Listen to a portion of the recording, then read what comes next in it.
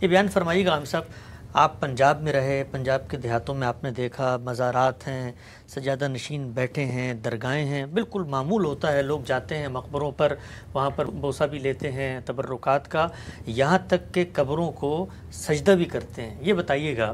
کہ بڑی تعویلات پیش کی جاتی ہیں، بھائی وہ سجدہ اصل والا تو اللہ کو ہی ہوتا ہے، یہ تو ایک تعظیم کی، ایک طریقے سے جھکنے کی، ان کے ادب احترام کی علامت ہے جس کو ہم نمایاں کر رہے ہیں۔ کیا کوئی مسلمان کسی درگاہ، کسی بزرگ کی قبر، کسی مزار، کسی اس طرح کی جگہ پر جا کر سجدہ کر سکتا ہے؟ اگر وہ ایسا کرتا ہے اور جانتے بوجھتے کرتا ہے اور اس کو اون بھی کرتا ہے تو اس طرح کے مقدمے کے بارے میں دینی لحاظ سے رائے کیا ہوگی؟ دین میں جو چیزیں ممنوع قرار دی گئی ہیں ان میں سے کچھ حقیقت ہوتی ہے اور کچھ اس کی علامتیں ہوتی ہیں۔ تو ہمارے دین میں چونکہ شرک کا کلا کما کیا گیا ہے، شرک کے بارے میں آپ جانتے ہیں کہ دنیا پر اس کی فکری اور عملی حکومت رہی ہے کم و بیش 2-2.5-3 ہزار سال تک۔ تو اللہ کے آخری پیغمبر نے جد و جہد کر کے اس حکومت کو ختم کیا ہے۔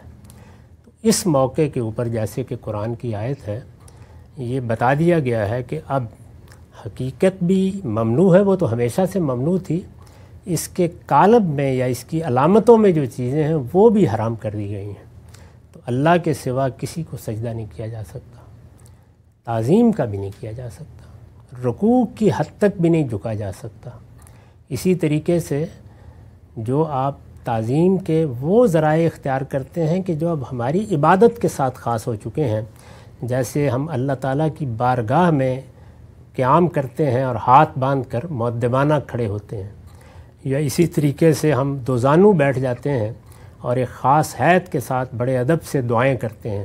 یہ ساری چیزیں کسی نہ کسی درجے میں اللہ تعالیٰ کے لیے خاص ہو چکی ہیں۔ تو ان میں سے کوئی چیز کسی کے لیے بھی اختیار نہیں کرنی چاہیے، اور اگر اختیار کی جائے گی تو ہر چیز کے لحاظ سے کچھ معاملات حرام ہوں گے اور کچھ کے بارے میں بڑے اطمینان کے ساتھ کہا جا سکتا ہے کہ وہ شرک کے مظاہر ہیں۔ اس وجہ سے اس سے ہر بندہ مومن کو بچنا چاہیے، کیونکہ اللہ تعالیٰ نے یہ فرمایا ہے کہ وہ ہر گناہ کو قاعدے ضابطے سے معاف کر سکتے ہیں لیکن شرک کو معاف نہیں کریں گے۔ شرک اللہ پر افتراء ہے، جھوٹ باندھنا ہے۔ تو ہمارے دین میں ان سب چیزوں سے روک دیا گیا ہے۔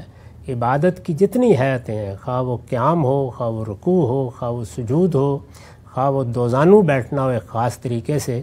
ان میں سے کوئی چیز نہ اپنے جزو میں کسی غیر اللہ کے لیے کی جا سکتی ہے، نہ اپنے کل میں بس حیثیت حیت غیر اللہ کے لیے کی جا سکتی ہے۔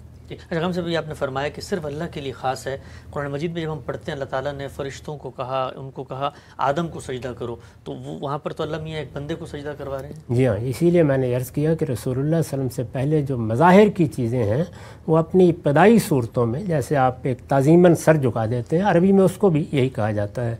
تو یہ چیزیں روا رکھی گئیں۔ لیکن پھر حضور کے زمانے میں آ کر جیسے قرآن مجید میں آیت ہے کہ خدا کے سوا آپ کسی کے سامنے بھی نہیں ہوگی، تو اس لیے روک دیا گیا تاکہ ہمیشہ کے لیے، اب چونکہ پیغمبروں کے آنے کا سلسلہ بند ہو گیا ہے تو کسی مظہر کے ذریعے سے بھی کہیں نقب لگانے کا موقع باقی نہ رہے۔ اسی لیے میں نے جواب دیتے ہی پہلے یہ کہا تھا کہ ایک چیز کی حقیقت ہوتی ہے کہ اس کے مظاہر ہوتے ہیں، مظاہر کسی وقت میں گوارا کیے جا سکتے ہیں لیکن اب وہ بھی گوارا نہیں ہوں۔